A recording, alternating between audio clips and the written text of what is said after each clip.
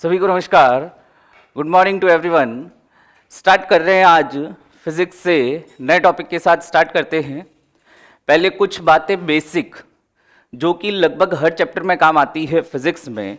जैसे कई बार आपके फॉर्मूले अगर पता हो तो उससे सूत्र कैसे निकालना, या अगर सूत्र पता हो तो उससे विमा कैसे निकालना, इसकी बात करते हुए गति और बल की बात करेंगे। तो सबसे पहले हम थोड़ी सी बेसिक फिजिक्स यानी आधारभूत भौतिक विज्ञान की बात कर लेते। बेसिक फिजिक्स या बेसिक्स ऑफ फिजिक्स।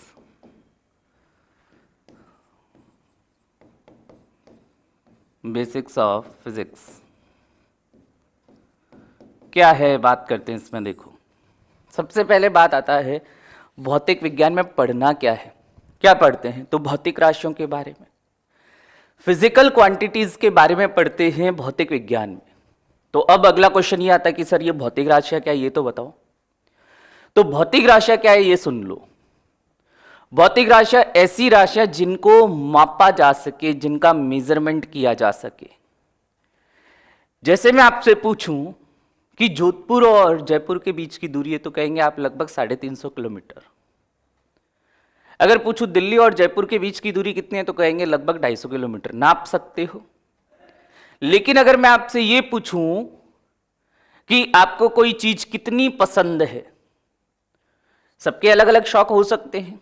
किसी को टीवी देखना पसंद, किसी को गेम खेलना पसंद, किसी को कोई स्पोर्ट्स पसंद है।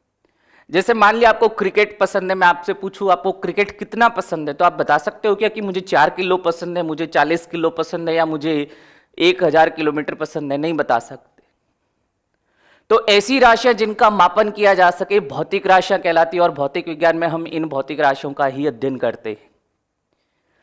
जैसे समय, चाल, दूरी, वेग, विस्थापन, त्वरण, संवेग, बल, विद्युत धारा, सभी इसमें आ जाते हैं। तो भौतिक राशियों का अध्ययन करते हैं हम भौतिक विज्ञान में। और भौतिक राशियां क्या है? जिनको हम नाप सकते हैं, जिनका मेजरमेंट कर सकते हैं।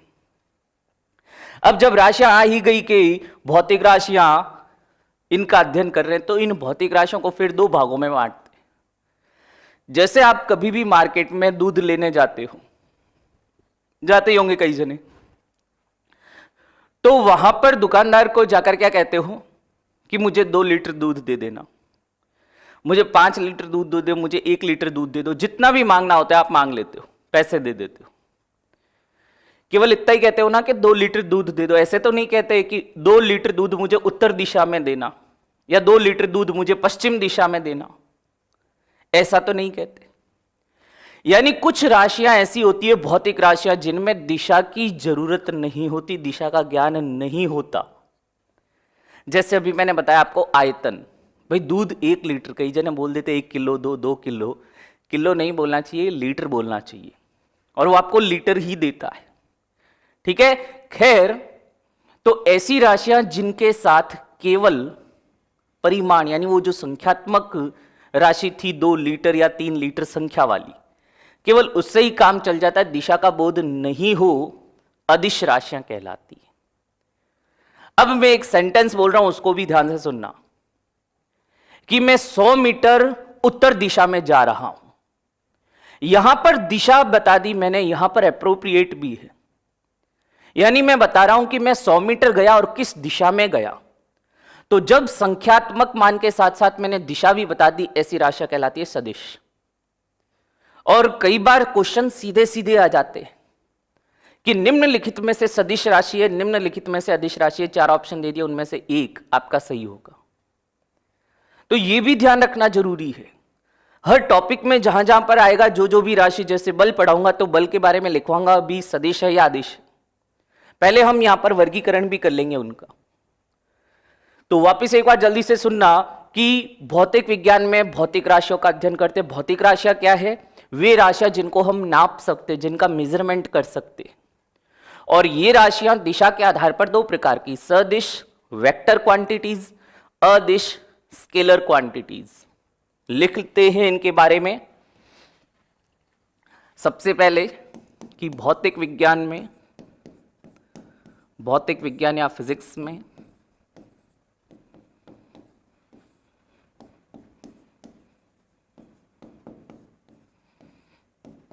भौतिक राशियों, फिजिकल क्वांटिटीज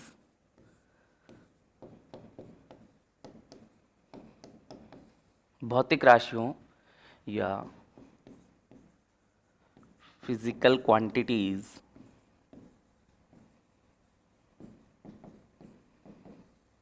का अध्ययन करते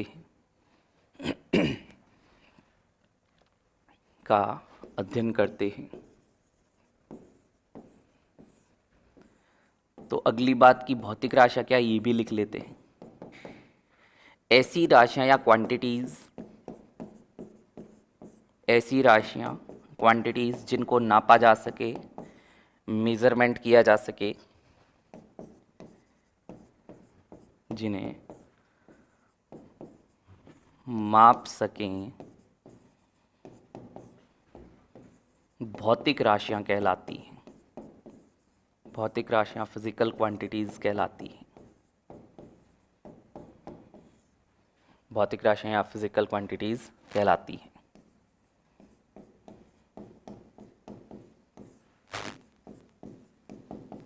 ठीक है। अब दिशा के आधार पर ये दो प्रकार की होती है। दिशा, डायरेक्शन,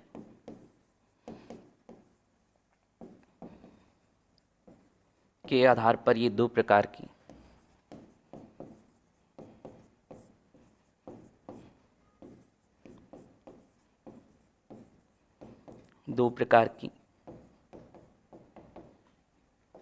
कौन कौन सी ये लिख लेते हैं। सदिश राशियां, वेक्टर क्वांटिटीज,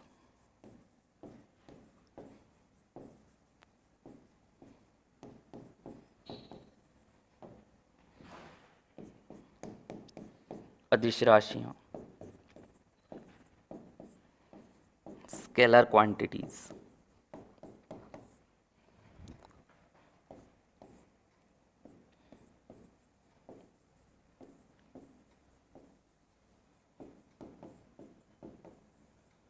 दो प्रकार की राशियां दिशा के ज्ञान के आधार पर, सदिश और अदिश। अब इनमें भी अंतर कर लेते हैं कौन कौन से। जल्दी से एक और स्क्रीनशॉट ले लीजिए, फिर आगे बात करते हैं।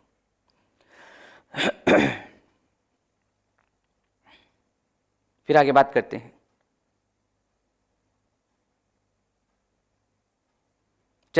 करते हैं। ये लीजिए।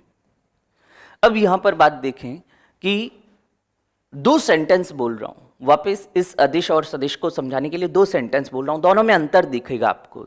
कैसे सुनना, कि मैं 100 मीटर की दूरी तय करता हूं और दूसरा सेंटेंस है मैं 100 मीटर की दूरी उत्तर दिशा में तय कर रहा हूं, दोनों में अंतर है। पहले मैंने केवल 100 मीटर बोला, 100 मीटर की दूरी तय करता हूं, और दूसरी बार मैंने बोला कि 100 मीटर की दूरी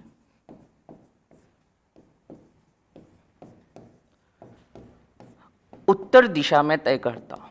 उत्तर, पूर्व, पश्चिम, कुछ भी बोल दो, डायरेक्शन होनी चाहिए। ठीक है। तो यहां पर देखो दोनों में अंतर क्या है। यहां पर केवल ये संख्यात्मक मान ही बताया है मैंने, इसे संख्यात्मक मान या इसे परिमाण या मैग्नीट्यूड कहते हैं। शब्द ध्यान रखना, परिणाम नहीं है, क्या है, परिमाण है। मैग्नीट्यूड संख्यात्मक मान होता है, जैसे कहते हैं परिमाण। और यहां पर देखो संख्यात्मक मान के साथ साथ दिशा भी है, यानी कह सकता हूं परिमाण, मैग्नीट्यूड के साथ साथ मैंने दिशा भी बता दी है, डायरेक्शन के बारे में भी बताया है। तो ऊपर वाला सेंटेंस ये बताता है अदिश राशि को, जिसमें दिशा का बोध नहीं हो रहा, स्केलर क्वांटिटी, और नीचे वाला जो सेंटेंस है ये सदिश राशि को बता रहा है, यानी वेक्टर क्वांटिटी।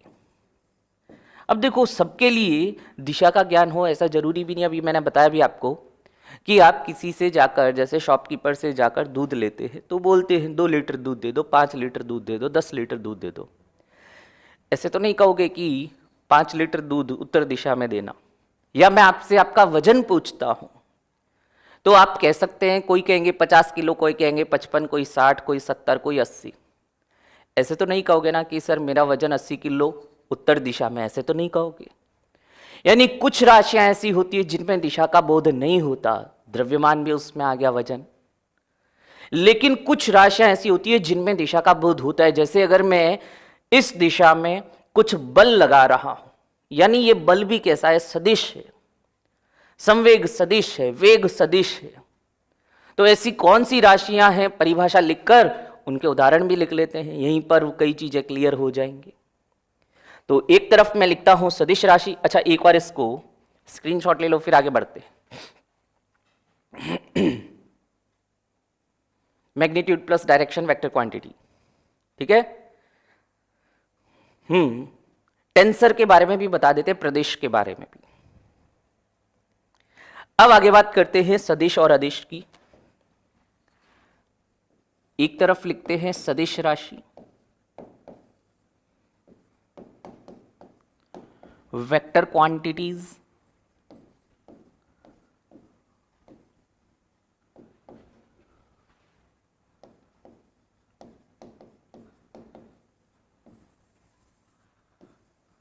सदिश राशि, और दूसरी तरफ आ जाएगी अदिश राशि,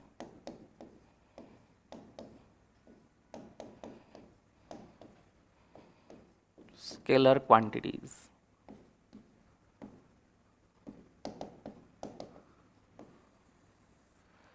दोनों में डिफरेंस के रूप में पढ़ लेते, दोनों को अंतर भी हो जाएंगे दोनों के। परिभाषा जो अभी अपन ने पढ़ी है वही लिखवा रहा हूं कि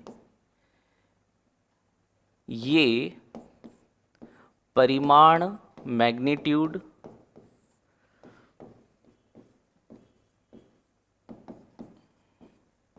व दिशा, डायरेक्शन,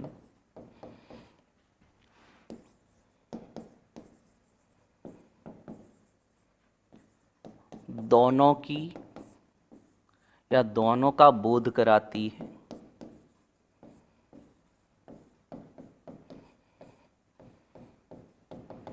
परिमाण के साथ साथ दिशा भी, सदिश। अदिश में लिख देंगे ये राशियां, ये क्वांटिटीज या राशियां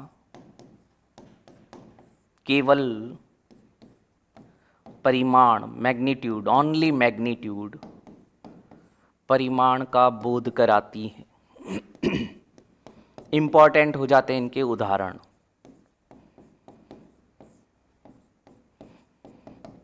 तो देखते हैं उदाहरण। एग्जाम्पल आगे भी अपन जैसे जैसे पढ़ते जाएंगे, जैसे बल आएगा तब भी लिखवाऊंगा, यहां पर भी लिखवा ही रहा हूं, ठीक है। सदिश की बात करें तो विस्थापन, डिस्प्लेसमेंट,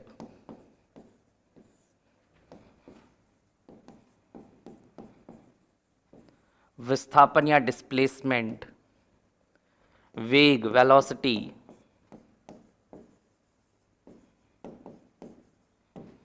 बल, फोर्स, सभी ये सदिश राशियों के उदाहरण हैं। त्वरण, एक्सेलरेशन,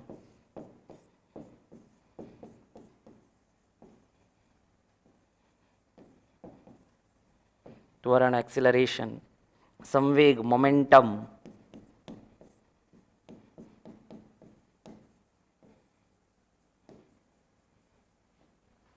तो उधर लिखते हैं अदिश राशियों में एग्जाम्पल, दूरी, डिस्टेंस,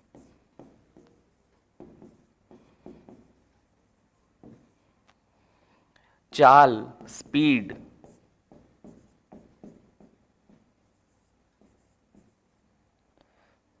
बल आ गया, इधर आ जाएगा कार्य, वर्क, ऊर्जा, एनर्जी,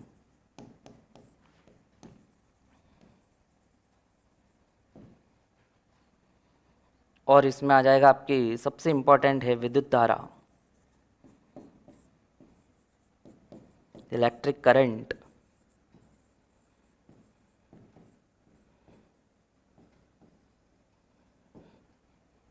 द्रव्यमान, जिसे सामान्य भाषा में हम वजन कह देते हैं, मास, आयतन, वॉल्यूम, ये सभी किसके उदाहरण हो गए? अदिश राशियों के। जैसे अगर मैं पूछूं कि आपको ऊर्जा, एनर्जी पढ़ा भी होगा आपने, अपन ने पढ़ा भी था, कार्बोहाइड्रेट, वसा और प्रोटीन से हमें ऊर्जा मिलती है। लिखा था ना, कार्बोहाइड्रेट से लगभग 4 किलो कैलोरी ऊर्जा मिलती है प्रति ग्राम से। ऐसे तो नहीं कहा ना कि कार्बोहाइड्रेट से 4.1 किलो कैलोरी ऊर्जा मिलती है दक्षिण में, उत्तर में, पूर्व में, ऐसे तो नहीं बोला था। यानी ऊर्जा या एनर्जी क्या है? अदिश राशि है। किया गया कार्य भी अदिश राशि है। कार्य, ऊर्जा, ये सभी अपने को आगे पढ़ने, वहां पर भी मैं लिखवा दूंगा सदिश है या अदिश है, लेकिन यहां पर एक बार कंसोलिडेट रूप में एक साथ इनको पढ़ लिया हमने कि सदिश और अदिश राशियां कैसी है। दिक्कत आती है कईयों को इस विद्युत धारा में कि सर विद्युत धारा कैसे अदिश राशि हुई, ये बताओ। और मैं इसका उदाहरण भी आपको बताता हूं। देखो कि जैसे मैं कोई एक तार, ये एक तार ले लिया मैंने, ये बिंदु ए, ये बिंदु बी, इस तार में विद्युत धारा बह रही है, मान लिया ए से बी की ओर, मान लिया 5 एम्पियर विद्युत धारा बह रही है, 5 एम्पियर ए से बी की ओर बह रही है। यानी यहां पर देखो ये संख्यात्मक मान तो आ गया 5, और ये विद्युत धारा ए से बी की ओर बह रही है, यानी दिशा भी है। फिर भी मैंने विद्युत धारा को अदिश राशि में रखा है। क्यों?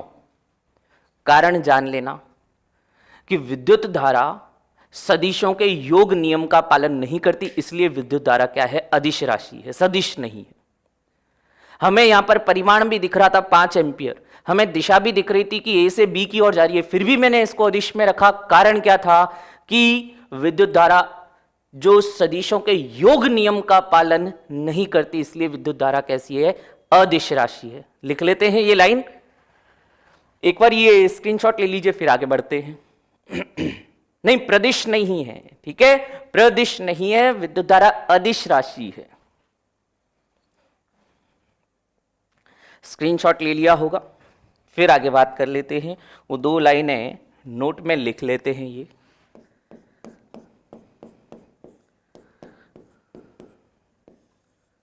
नोट क्या है ये देख लें कि विद्युत धारा में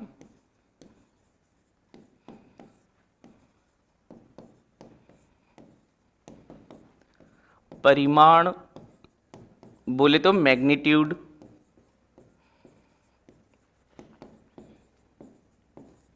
व दिशा होते हुए भी, दिशा, डायरेक्शन,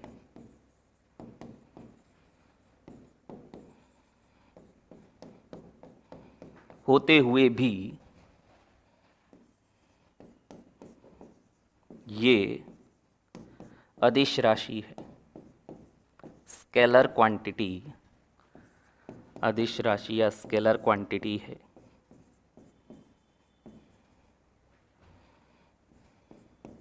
क्योंकि ये सदिशों के योग नियम का पालन, एडिशन रूल या एडिशन लॉ ऑफ वेक्टर, सदिशों के योग नियम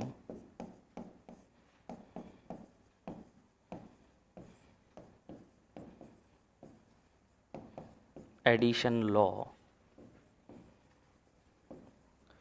का पालन नहीं करती।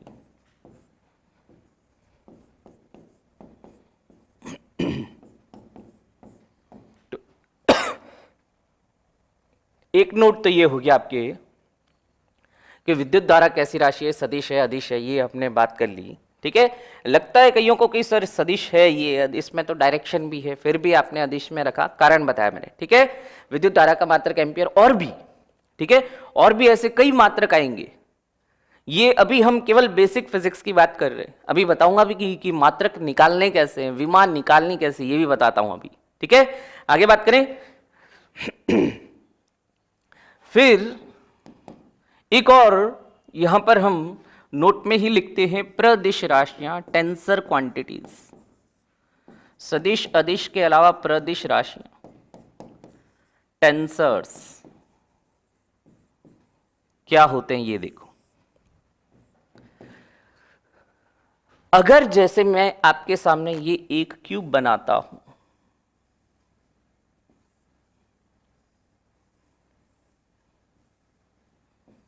इस तरह से मैं एक क्यूब बनाता और मैं क्या करता हूं, इस पर कुछ बाहर से दबाव लगाता हूं। ये क्यूब लाइक स्ट्रक्चर है, इसको अगर दबाऊंगा तो ये क्या हो जाएगा, विकृत हो जाएगा। यानी जब मैं इस पर इस तरह से बाहर से कोई दबाव या इस तरह से बल लगा रहा हूं तो इसमें क्या आ जाती है, विकृति आ जाती है। विकृति भी एक भौतिक राशि है और ये जो विकृति है ये प्रदिश राशि। कैसे, अब सुनना देखो। ऐसी राशियां जिनमें केवल परिमाण, वो तो हो गई अदिश, परिमाण के साथ साथ दिशा आ गई, वो हो गई सदिश। और परिमाण और दिशा के अलावा तल जो है किस प्लेन में, यानी अगर मैं इस पर इधर बल लगा रहा हूं तो ये इस प्लेन के अनुदिश ही इसमें विकृति आएगी। कहने का मतलब क्या है कि दिशा के साथ साथ तल की भी जानकारी जो प्रदान करे ऐसी राशियां क्या कहलाती है, प्रदिश राशियां कहलाती है। तल, भाई ये जैसे बोर्ड आपके सामने इस तल में सामने दिखाई दे रहा है, ये इस बोर्ड का तल है। ऊपर दीवार बनी हुई है, ये दीवार वाला तल है। नीचे फर्श है, ये फर्श वाला तल है। यानी दिशा के साथ साथ तल की भी जानकारी जिनमें मिले ऐसी राशियां क्या कहलाती है, प्रदिश। और इसके दो उदाहरण ध्यान रखना, प्रतिबल और विकृति। ठीक है, लिख लेते हैं। प्रदिश राशियां की ये राशियां तल, प्लेन, किस प्लेन में विकृति हुई है, तल या प्लेन की जानकारी भी देती हैं। एग्जाम्पल लिख लेते हैं, उदाहरण। प्रतिबल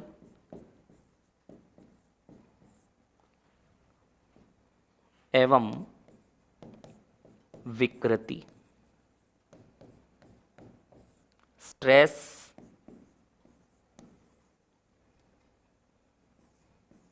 एंड स्ट्रेन। प्रतिबल और विकृति दोनों किसके उदाहरण हैं, प्रदिश राशियों के। ठीक है, दिशा के साथ साथ तल की भी जानकारी मिल रही है। ठीक है, प्लेन की भी जानकारी मिल रही है।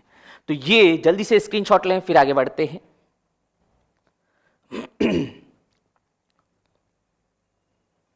विकृति,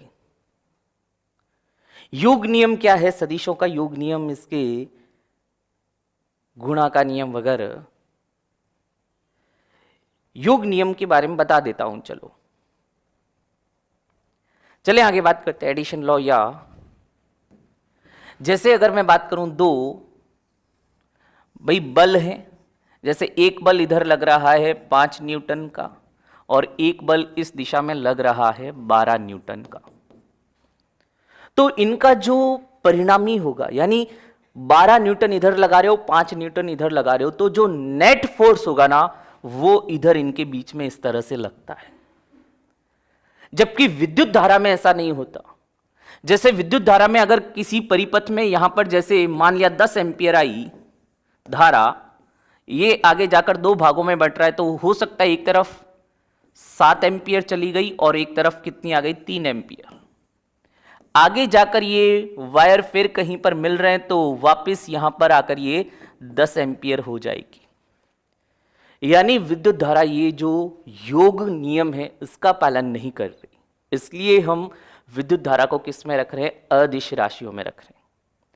इसके बाद आगे सदिश अदिश पढ़ लेने के बाद अब मैं आपको कुछ फॉर्मूला बेस्ड, यानी जो अगर आपको फॉर्मूला पता है तो उससे मात्रक कैसे निकालना है ये हम बात कर रहे हैं। इससे पहले हमें मात्रकों के बारे में पढ़ना जरूरी है। जैसे अभी कई जने आप में से कह रहे थे विद्युत धारा का मात्रक एम्पियर, बिल्कुल सही कह रहे थे। फिजिक्स में हम 7 मूलभूत भौतिक राशियों की बात करते हैं। 7 मूल भौतिक राशियां। भौतिक राशियां, फिजिकल क्वांटिटीज कैसी कैसी होती है ये अपन पढ़ चुके हैं। अब जो बेसिक या मूल भौतिक राशियां हैं फिजिक्स में, कौन कौन सी 7 मूल भौतिक राशियां, उनकी बात कर रहा हूं। लंबाई, द्रव्यमान,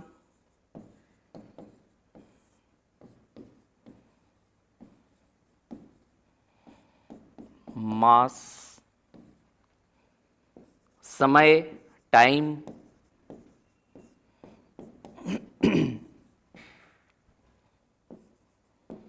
विद्युत धारा जिसकी अभी अपन ने बात भी की, इलेक्ट्रिक करंट,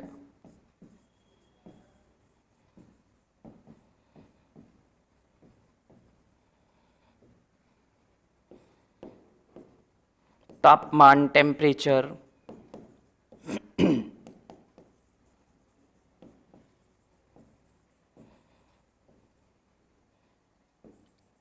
पदार्थ की मात्रा,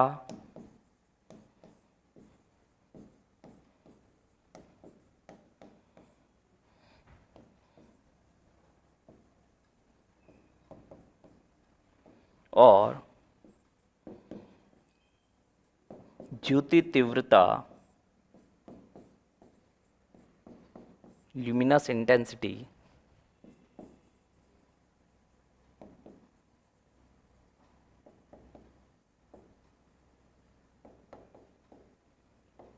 इन सबके मात्रक ध्यान रखने हैं हमें।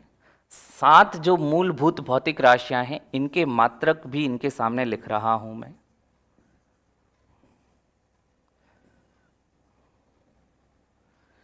लंबाई मीटर में नापते हैं। अब सुनना, यहां पर आप लंबाई को फीट में भी नाप सकते हो, लंबाई को सेंटीमीटर में भी नाप सकते हो, इंच में भी नाप सकते हो, लेकिन जब हम फिजिक्स में बात करेंगे तो किस में नापेंगे? मीटर में। अगर आपको किसी क्वेश्चन में लंबाई को सेंटीमीटर में दे दिया तो भी आपको किस में कन्वर्ट करके सॉल्व करना चाहिए? मीटर में।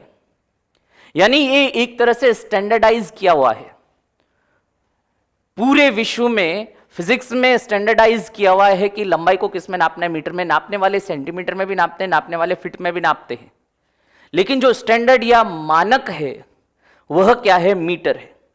इसी तरह से अगर मैं द्रव्यमान की बात करूं तो किलोग्राम। अब द्रव्यमान को आप ग्राम में भी नाप सकते हो, पाउंड में भी नाप सकते हो। जैसे केक लेने जाते हो ना, कई बार किसी के बर्थडे वगैरह पर केक लेने जाते हो तो वो दुकानदार आपको पाउंड में बताता है कि 2 पाउंड का है, 3 पाउंड का है केक, यानी वो उसका वजन बता रहा है, किलोग्राम में नहीं बोलता। जो बहुत ज्यादा बड़े केक होते हैं उनको किलोग्राम में कई बार बता देते हैं, बाकी अदरवाइज पाउंड में भी नाप सकते हैं। लेकिन जब फिजिक्स में अपन बात करेंगे स्टैंडर्ड मान क्या है तो हम क्या कहेंगे? किलोग्राम कहेंगे। फिर आगे बात करूं समय की, तो समय को सेकंड में नापते हैं। भाई समय के तो खूब सारे मात्रक हैं, मिनट हुआ, घंटा हुआ, दिन, महीने, साल, ये सभी क्या है? समय के ही मात्रक है। लेकिन यहां फिजिक्स में हम किस में बात करेंगे? समय को सेकंड में ही नापते हैं। फिर बात करें विद्युत धारा, अभी जैसे कईयों ने आपने बताया भी, एम्पियर, एम्पियर में नापते हैं। तापमान को केल्विन में, भाई डिग्री सेल्सियस भी होता है, फ़ारेनहाइट भी होता है, फ़ारेनहाइट में भी नापते हैं, डिग्री सेल्सियस में, लेकिन यहां पर जो मानक जो है मात्रक वह क्या है? केल्विन है। इधर मैं इनके सामने इनके मात्रक लिख रहा हूं यहां पर, मात्रक या यूनिट्स। फिर हम बात करते हैं पदार्थ की मात्रा, तो इसको नापते हैं मोल में। इसका ज्यादा प्रयोग केमिस्ट्री में आता है, मोल अवधारणा, मोलर कॉन्सेप्ट वगैरह में उसमें आता है। और ज्योति तीव्रता इसे कैंडेला में नापते।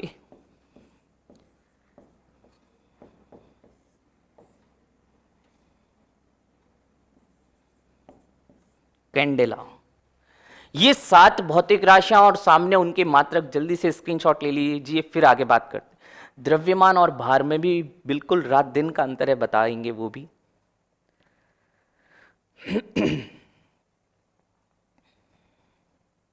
अच्छा, उत्तक कब पढ़ाओगे? उत्तक पढ़ा तो दिए भाई, हमारे शरीर में 4 प्रकार के उत्तक हैं, वो आपको बता तो दिए कि जो तंत्रिका उत्तक, उसको हमने तंत्रिका तंत्र में पढ़ लिया। पेशी उत्तक और जो संयोजी उत्तक थे, संयोजी उत्तक के रूप में रक्त को पढ़ा, अस्थियों को पढ़ा। पेशी उत्तक में आपको पेशियां कल ही पढ़ाई है। और बचा जो उपकला उत्तक, तो उसके कई जगह पर अपन ने अलग अलग चैप्टर्स में उसको पढ़ा भी है। ठीक है, आगे बात करें। फिर सीजीएस क्या है, एमकेएस क्या है, सभी आ रही हैं आगे।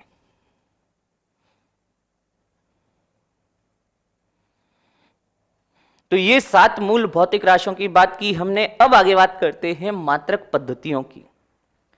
और कुछ नहीं तो आप भाई ये जो 7 पड़ा है, 7 में से अगर 3 भी ध्यान रखते हो तो आपका काफी काम हो जाएगा। और 3 राशियां वो पहले वाली ही, उनके नाम के आधार पर ही मात्रक पद्धतियां बन चुकी हैं। एमकेएस पद्धति क्या कहती है? एमकेएस पद्धति, एम बोले तो मीटर, के बोले तो किलोग्राम और एस बोले तो सेकंड। अभी पीछे अपन यही पढ़ के आए हैं। पहले जो 3 राशियां थी देख लो, मीटर, किलोग्राम, सेकंड। स्टैंडर्ड रूप में हम इसको एमकेएस पद्धति, ये जो एम, के और एस है ये इसके ही इनिशियल्स हैं। एम बोले तो मीटर, के बोले तो किलोग्राम, एस बोले तो सेकंड। और राशियां कौन कौन सी है इनके संगत ये भी लिख लेते हैं। कौन कौन सी क्वांटिटीज है भाई? मीटर ये तो हो जाएगा आपके लंबाई का, किलोग्राम ये हो जाता है द्रव्यमान का, मास का, और सेकंड ये हो जाता है समय का। तो दूसरी पद्धति भी यहीं पर मैं लिखवा देता हूं एक और, CGS, सेंटीमीटर ग्राम सेकंड। सी बोले तो सेंटीमीटर, यानी CGS पद्धति में हम क्या करते हैं? लंबाई को किस में नापते हैं? सेंटीमीटर में। द्रव्यमान को किस में नापते हैं? ग्राम में। जी बोले तो ग्राम और एस बोले तो यहां पर भी सेकंड ही रहता है। अंतर नहीं है भाई, समय में अंतर नहीं है। बाकी मीटर उधर सेंटीमीटर। आप तो ज्यादा स्ट्रेस मत लो, जो पद्धति का नाम दे रखा ना CGS, ये 3 मात्रक दे रखे। सी बोले तो सेंटीमीटर, जी बोले तो ग्राम और एस बोले तो सेकंड। एमकेएस, एम बोले तो मीटर, के बोले तो किलोग्राम और एस बोले तो सेकंड। और किन किन राशियों के मात्रक है ये भी मैंने सामने लिख दिए। यानी अगर मैं पूछूं कि CGS पद्धति में द्रव्यमान को किस में नापेंगे तो आप कहेंगे ग्राम में। मैं पूछूं एमकेएस पद्धति में समय को किस में नापते हैं तो आप क्या कहेंगे? सेकंड में। मैं पूछूं CGS पद्धति में लंबाई का मात्रक क्या है तो आप क्या कहेंगे? सेंटीमीटर। ठीक है। तो ये MKS metre, kilogram, second. FPS foot, pound और सेकंड। ठीक है।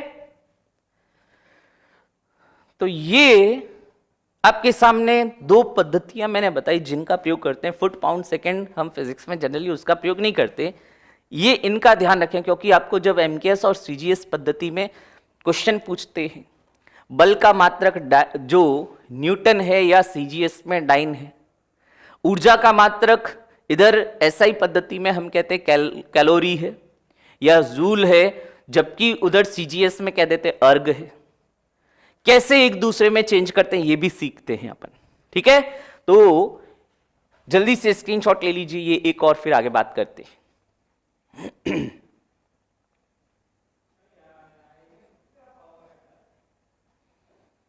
चले आगे बात करते हैं। अब तक हमने भौतिक राशियों की बात की, मात्रक पद्धतियों की बात की, मूल भौतिक राशियों की बात की। अब हमारे पास जैसे हमने कुछ एमकेएस, मीटर, किलोग्राम, सेकंड, जो ये 3 मैंने आपको बताए, ये 3 भी अगर ध्यान रखो ना कि लंबाई का मीटर, द्रव्यमान का किलोग्राम और समय का सेकंड, तो भी आप मात्रक बना सकते हो। कैसे? सुनना देखो। सीधी सी बात, आप पढ़ भी रहे होंगे मैथ्स में कि समय बराबर दूरी बटा चाल। समय बराबर दूरी बटा चाल, यही होता है ना।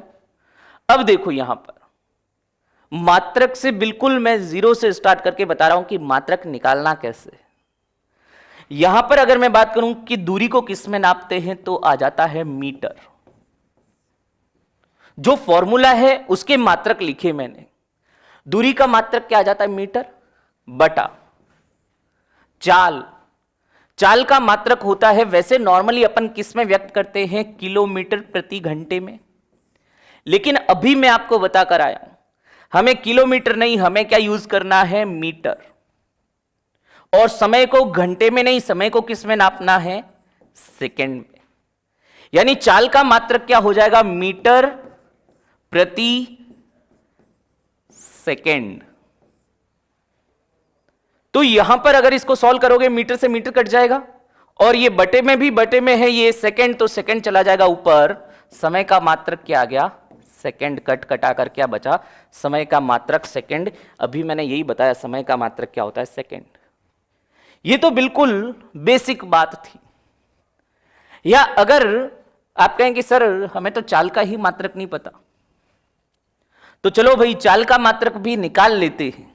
वैसे पता सबको होता है, चाल बराबर क्या होता है, दूरी बटा समय। बताना मैं ये चाह रहा हूं कि अगर आपको फॉर्मूला पता है तो फॉर्मूला देखकर मात्रक निकालना, मात्रक बनाना सीख जाओ। एक दिन में नहीं सीखोगे। हर टॉपिक के साथ जहां जहां पर भी मात्रक की बात आएगी मैं तरीका यही बताऊंगा, ताकि आप सीख जाओ, रटना मत। खूब सारे मात्रक आएंगे, खूब सारी विमाएं आएंगी। ये बेसिक क्लास में इसलिए ले रहा हूं ताकि आपको रटना नहीं पड़े। फिजिक्स को दिक्कत क्यों होती है ये भी बता देता हूं। लोग फिजिक्स को रटते हैं। भाई जो चीज रटने की उसको रटो ना। फिजिक्स में जब आपने देख ही लिया होगा इतनी देर से कि मैथ्स जैसी बातें आ रही है, तो जहां मैथ्स की बात आती है मैथ्स को रटते हो क्या? तो मैथ्स को नहीं रटते तो फिजिक्स को भी नहीं रट सकते आप। रटोगे तो 2-4 दिन में भूल जाओगे। इतनी मात्रक आएंगे, इतनी विमाएं आएंगी कि रटना भूल ही जाओगे। इसलिए तरीका जान लो। एक बार तरीका जान लोगे तो आप मात्रक निकाल लोगे, और एटलीस्ट और कुछ नहीं होगा ना तो 4 ऑप्शन देखकर सही आंसर जरूर लगा दोगे। तो यहां पर देखो कि चाल बराबर दूरी बटा समय। दूरी को नापते हैं हम मीटर में, मीटर बटा समय को नापते हैं सेकंड में। ये लो मीटर प्रति सेकंड आ गया दूरी का मात्रक। कहां दिक्कत है? आगे हम पढ़ेंगे। यहां पर चूंकि आपको मात्रक निकालना सिखा रहा हूं इसलिए डायरेक्ट बल का सूत्र लिख रहा हूं, F बराबर m गुणा a, द्रव्यमान गुणा त्वरण। त्वरण या एक्सीलरेशन किसे कहते हैं? वेग में परिवर्तन की दर। आगे पढ़ाऊंगा मैं, ठीक है। ये अभी केवल आपको निकालना सिखा रहा हूं कि अगर मैं आपको पूछूं बल का मात्रक क्या होता है, 99% स्टूडेंट जवाब देंगे कि सर न्यूटन होता है। सही भी है, गलत नहीं है। ये गलत नहीं है, सही है, ये न्यूटन सही है। लेकिन मुझे तो ये फॉर्मूला देखकर इसका मात्रक अगर मैं आपसे पूछूं कि यार F बराबर ma दिया है मैंने, अब मुझे तो आप बल का मात्रक बताओ, न्यूटन नहीं बोलना है। तो अब आप कहोगे सर मात्रक तो न्यूटन ही है, कहीं और दूसरा हम कहां से लाएं? ये है ना फॉर्मूला, यहां से बनाओ ना। देखो द्रव्यमान गुणा त्वरण, द्रव्यमान का मात्रक होता है किलोग्राम, त्वरण का मात्रक आगे बताऊंगा, ठीक है। त्वरण का मात्रक होता है मीटर प्रति सेकंड का स्क्वायर। ये भी बल का ही मात्रक है, ये भी बल का मात्रक है, किलोग्राम मीटर प्रति सेकंड स्क्वायर। गलत नहीं है ये। इसलिए मैं कह रहा हूं मात्रक रटोगे कितने, फॉर्मूला देखो और मात्रक निकाल लो, अच्छा रहेगा। अदरवाइज फिजिक्स में फिर कह रहा हूं, बायो तो कुछ भी नहीं थी। फिजिक्स को अगर समझा नहीं तो फिजिक्स बहुत परेशान करेगी। और कईयों को, मैं तो इवन खुद कहता हूं कि जो खुद साइंस के स्टूडेंट होते हैं लेकिन जिनका ऑप्शन बायो रहता है, उनको भी फिजिक्स में काफी दिक्कत आती है। कारण क्या होता है कि बायो में पढ़ पढ़कर इतना हो जाता है कि यार चलो चीज याद नहीं हो रही तो रट लो। रटने के लिए तो मैं बायो में भी मना ही करता हूं। फिजिक्स में तो सवाल ही नहीं कि रट के काम चला लोगे। इसलिए चीजों को समझते हुए बात करेंगे, ठीक है। आगे चले तो अच्छा एक बार स्क्रीनशॉट ले लीजिए, फिर आगे बात करते हैं। और ऐसे ही चले आगे बात करते हैं कि और भी जैसे आपको कुछ राशियों के बारे में जो भी अपन ने बात की, विमाएं कैसे निकालते हैं, विमा या डायमेंशंस।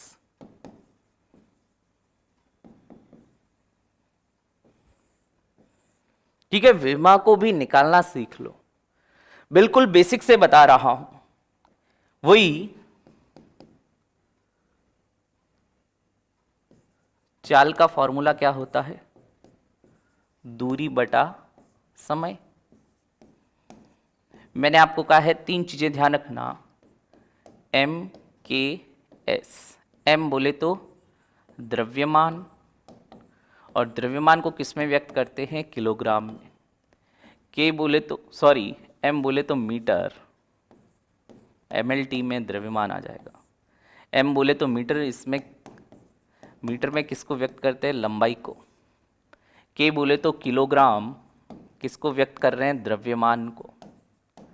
और एस बोले तो सेकेंड, किसको व्यक्त कर रहे हैं, समय को। अब यहां आ जाओ, दूरी और बटा समय।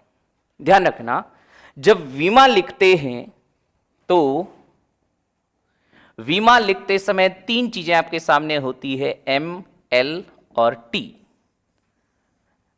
हालांकि इसके अलावा भी और आ सकता है, जैसे एम्पियर में थीटा वगैरह आ जाएगा, लेकिन यहां पर अगर मैं बात करूं एम, एल, टी, ये 3 चीजें ज्यादातर विमाओं में ये आपको 3 चीजें मिलेगी, एम, एल और टी। ये एम फॉर्मूले में ये बताएगा कि किलोग्राम कितने हैं, एल बताएगा कि फॉर्मूले में मीटर कितने हैं, उसकी घात कितनी है, और टी बताएगा ये समय या सेकंड की घात कितनी है। देखना, एक बार करके बताता हूं फिर और आपको आसानी लगेगी इसमें। जैसे यहां पर देखो, दूरी को किस में नाप रहे हैं, मीटर में, बटा समय में क्या आ गया, समय का मात्रक क्या हो गया, सेकंड। ठीक है, मीटर बटा सेकंड ये चाल का मात्रक हो गया। अब इससे मैं विमा बनाता हूं तो यहां पर मीटर बटा सेकंड को मैं ऐसे भी तो लिख सकता हूं, मीटर गुणा सेकंड की घात -1। भाई जब राशि बटे में होती है, अगर मैं इसको ऊपर ले जाता हूं तो घात माइनस में हो जाती है। भाई यहां केवल सेकंड लिखा हुआ है ना, इसका मतलब क्या है, सेकंड की घात 1। अब इसको जब मैं बटे से ऊपर ले जाऊंगा तो ये क्या हो जाएगा, -1 हो जाएगा। तो अब मीटर की जगह क्या रखना है आपको, ये देख लो, एल। भाई सीधी सी बात, तीनों को ही रख देता हूं पहले, एम, एल और टी। क्या इस फॉर्मूले में कहीं पर आपको किलोग्राम दिखाई दे रहा है क्या, किलोग्राम नहीं दिखाई दे रहा तो ये किलोग्राम की घात क्या कर दो, 0 कर दो। फिर देखो फॉर्मूले में एल, एल किसको दर्शा रहा है, मीटर, मीटर की घात कितनी दिखाई दे रही, जब कुछ नहीं लिखा हुआ यानी घात कितनी है, 1 है। सेकंड, ये टी को दर्शा रहा है, सेकंड की घात कितनी लिखी हुई है, -1, ये लो -1। तो जब किसी की घात 0 हो जाती है तो ये तो हो गया 1, यानी बचा क्या, L1 T -1। ये किसकी विमा है, चाल की विमा है। मात्रक और विमाएं दोनों ही हमने फॉर्मूले से निकालना सीखा। प्रैक्टिस करोगे ऐसी, या और भी जहां जहां ऐसी भौतिक राशि आएंगी वहां पर मैं आपको बताता चलूंगा कि कैसे निकालते हैं मात्रकों और विमाओं को। जैसे एक बार उसकी बात कर लें, त्वरण की। भाई त्वरण का फॉर्मूला होता है, त्वरण या एक्सेलरेशन।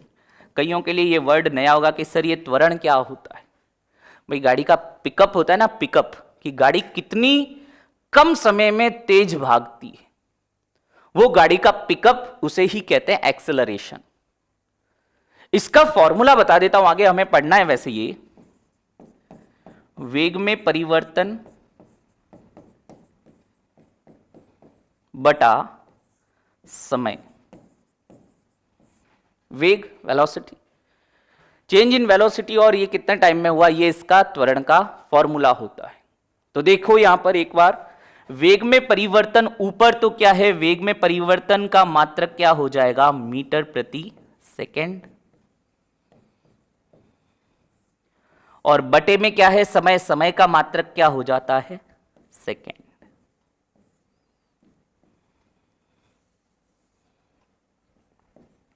ऊपर मीटर प्रति सेकंड, नीचे हो गया सेकंड। सेकंड से सेकंड कट जाएगा, बच क्या जाएगा, मीटर।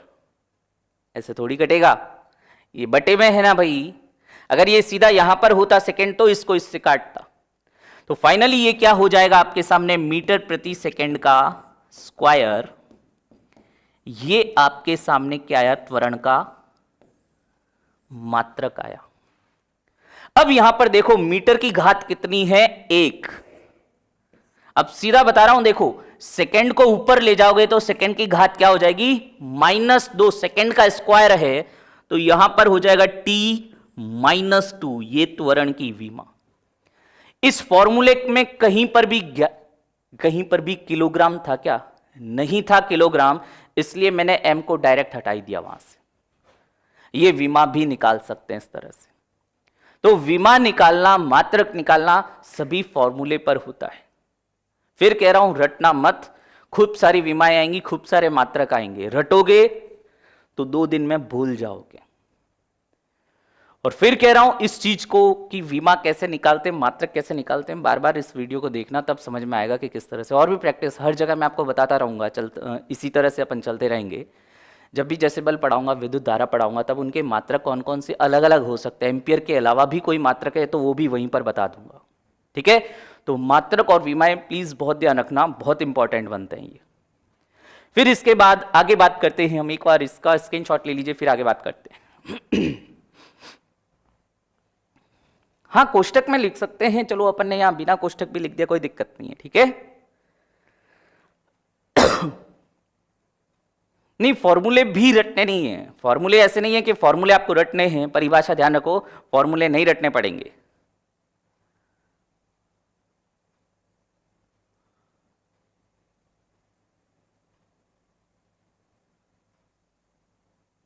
एरर मेजरमेंट वो इतना अपने डिटेल में नहीं आता यहां पर। ठीक है, चले आगे बात करते हैं। फिर इसके बाद अब यहां मैंने अभी आपको थोड़ी देर पहले कुछ चीजें बताई थी। एक तरफ मैंने लिखवाया था दूरी, एक तरफ मैंने लिखवाया था विस्थापन, एक तरफ लिखवाया वेग, एक तरफ लिखवाया चाल। जो मैंने सेंटेंस बोला था ना कि मैं 100 मीटर की दूरी तय करता हूं, और एक बार बोला मैंने कि मैं 100 मीटर की दूरी उत्तर दिशा में तय करता हूं। तो जब मैं केवल इतना बोलता हूं ना कि मैं 100 मीटर की दूरी तय करता हूं, यानी वाकई में मैं क्या बता रहा हूं? दूरी बता रहा हूं। लेकिन जब मैं इस दूरी के साथ दिशा भी जोड़ देता हूं, उत्तर, पूर्व, पश्चिम जो भी है, तो वह क्या बन जाएगी? विस्थापन बन जाएगी। यानी दोनों अलग नहीं है, बस दोनों में अंतर क्या था? दिशा का अंतर था, जो मैंने इससे जस्ट पहले आपको ये इस तरह से लिखकर भी बताया। ये 100 मीटर की दूरी, ये तो क्या है? अदिश राशि दूरी है, ये डिस्टेंस है ये। और ये जो क्या है, इसके साथ मैंने दिशा भी जोड़ दी, तो दूरी के साथ दिशा भी जोड़ दी, सदिश राशि बन गई, विस्थापन बन जाता है। क्योंकि कईयों को ये नाम नया लग रहा होगा कि सर ये विस्थापन क्या होता है? कुछ नहीं, बस दूरी के साथ दिशा जोड़ दो, विस्थापन बन गया। मैं 300 किलोमीटर की दूरी तय करता हूं, मैं 300 किलोमीटर की दूरी उत्तर दिशा में तय करता हूं, बस दिशा जोड़ते ही ये दूरी किस में कन्वर्ट हो जाती है? विस्थापन में। विस्थापन कैसी राशि है? सदिश राशि है। तो दो बिंदुओं के बीच में हम दूरी और विस्थापन को समझते हैं, क्योंकि गति और बल जब आप पढ़ते हैं, विस्थापन क्या है, दूरी क्या है, वेग क्या है, चाल क्या है, त्वरण क्या है, संवेग क्या है, ये सब पता होना चाहिए। तो इन बेसिक फिजिक्स की बात करने के बाद जब हम गति की ओर या बल की ओर बढ़ते हैं, तो कुछ राशियों के बारे में जानना पहले जरूरी। लिखते हैं उनके बारे में। जैसे एक तरफ मैं लिखता हूं दूरी, डिस्टेंस,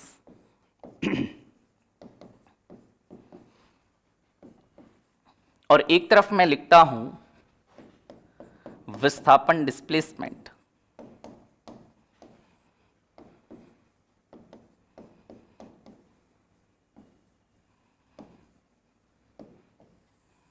दूरी और विस्थापन क्या क्या है देखते हैं, इनके बारे में बात करते हैं। ये बिंदु ए, ये बिंदु बी, और ये बिंदु बीच में सी है। एक व्यक्ति को ए से बी तक जाना है तो वो पहले जाता है सी तक। मान लिया ये दूरी हो गई आपके 10 मीटर।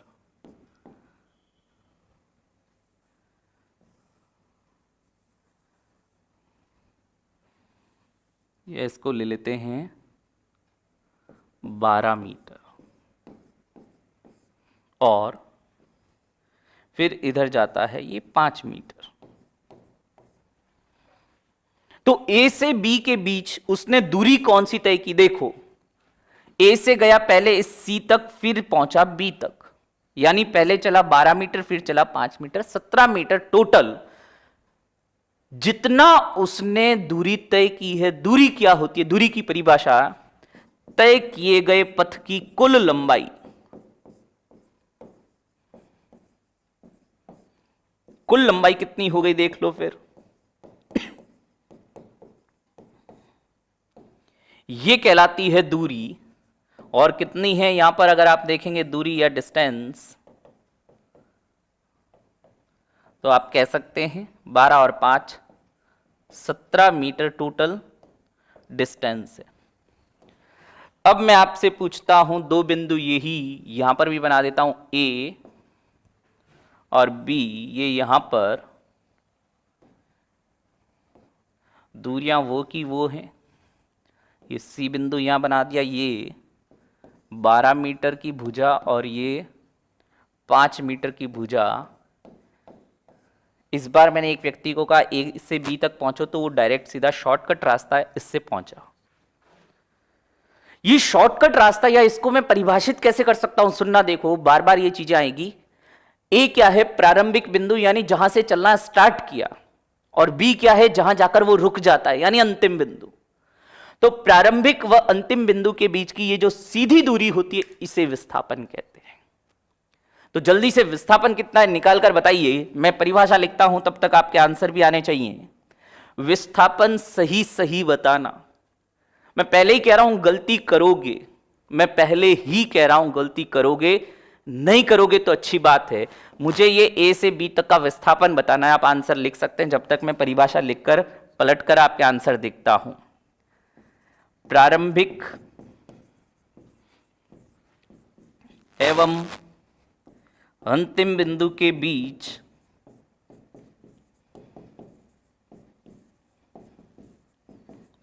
की सीधी दूरी, ये क्या कहलाती है? विस्थापन। विस्थापन या डिस्प्लेसमेंट।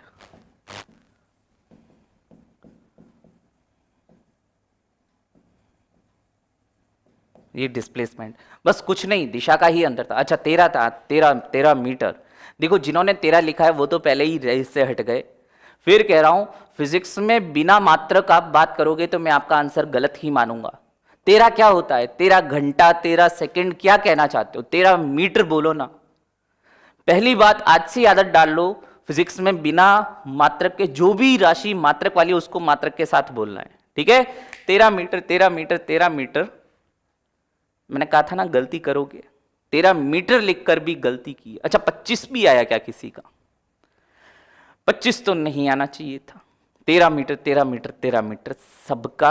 अच्छा, एक अजय कुमार, नाम में कभी बोलता नहीं, आज बोला है क्योंकि बहुत अच्छा ब्रिलियंटली सही आंसर दिया है। विस्थापन सदिश राशि है तो भाई केवल 13 मीटर बोलोगे तो आंसर गलत होगा। 13 मीटर के साथ दिशा भी बताओ आप तो मुझे। और ऐसा अजय कुमार ने बोला था, जिनका नाम मैंने जल्दी जल्दी, ये कमेंट्स ऊपर जा रहे हैं लेकिन मैंने देख लिया उनका नाम। 13 मीटर ईस्ट में नहीं है, रितिका सिंह ईस्ट में नहीं है।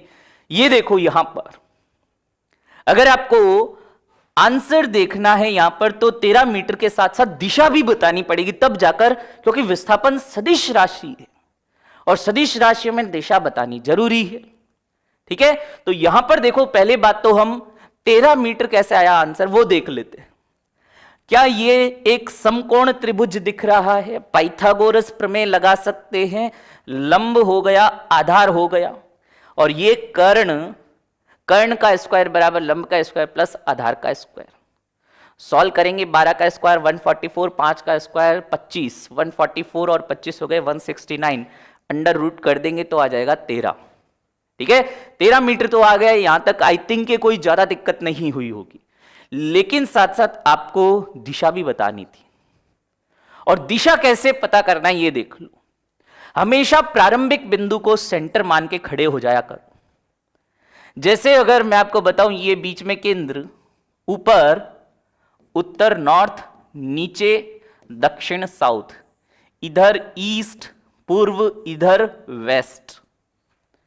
तो आप ये ए को ही सेंटर पर मान के यहां पर मानो कि ये ए यहां पर है, तो इस ए के सापेक्ष बी किस तरफ आएगा? देखो यहां पर कहीं आएगा बी, और बी किस किस के बीच में आ रहा है? ईस्ट और साउथ के बीच में, साउथ ईस्ट कह दो, यानी साउथ और ईस्ट के बीच में ये विस्थापन की दिशा भी बता दी। ठीक है, अभी अब कईयों के आंसर आ रहे हैं 13 मीटर साउथ ईस्ट। ठीक है, दक्षिण पूर्व भी कह सकते हैं। तो ये इस तरह से मैं फिर कह रहा हूं ना, छोटी छोटी बातें हैं। मैंने आपको पहले ही कहा था ना कि गलत करोगे, और यकीन मानिए जब आप क्वेश्चन गलत करते मुझे बहुत अच्छा लगता है, आपके लिए भी अच्छा है। ऐसे नहीं कि यार आपने गलत कर दिया मुझे मजा आया, नहीं।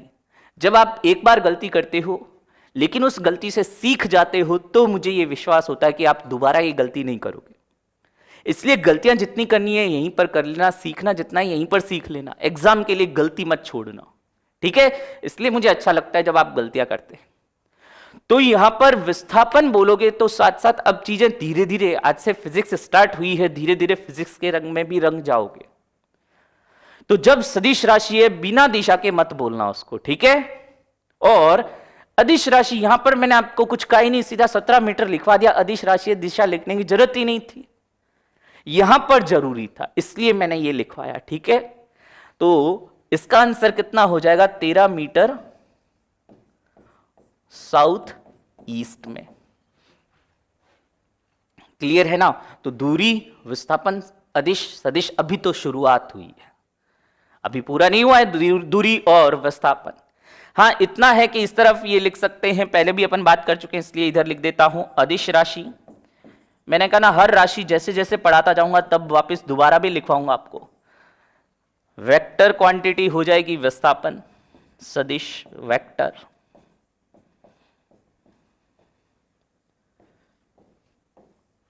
चले क्वेश्चन दे दूं फिर आपको, क्वेश्चन करना, अगली क्लास में जब अपन आएंगे तब उसकी बात भी करेंगे। हो सकता है आप में से कई जने अभी ही बता दें।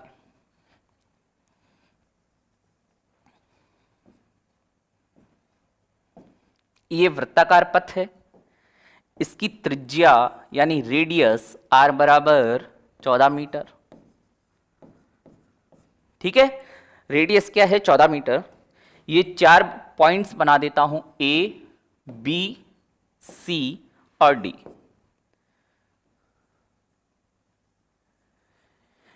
एक व्यक्ति A से चलना प्रारंभ करता है और C तक पहुंचा।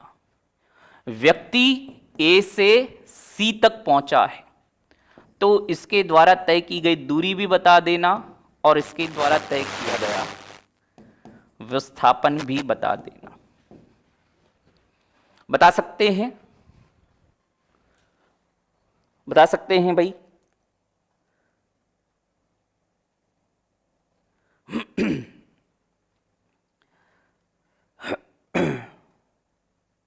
तो इसमें भाई दूरी तो सीधी सी बात है, प्रारंभिक और अंतिम बिंदु के बीच की सीधी जो दूरी, यही तो दूरी कहलाती है। ये तो विस्थापन हो जाएगा। और ये A से B होता हुआ C पर पहुंचा, A से C तक पहुंच रहा है वाया B के, तो दूरी कितनी हो जाएगी? देखो, ये पहले A से पहुंचा B तक और फिर पहुंचता है C तक। ये एक तरह से टोटल जो इसकी परिधि का आधा हो गया। भाई टोटल जो इसकी सरकमफेरेंस थी उसका आधा कर लो, पूरी परिधि हो जाती है 2 पाई r, इसका आधा कर लो, ये हो जाएगी दूरी। 2 से गया 2, पाई को लिख सकते हैं 22/7। त्रिज्या कितनी है? 14 मीटर, तो 7 से कट गया ये 2 बार, 44 मीटर तो आ गई दूरी। और विस्थापन कितना है?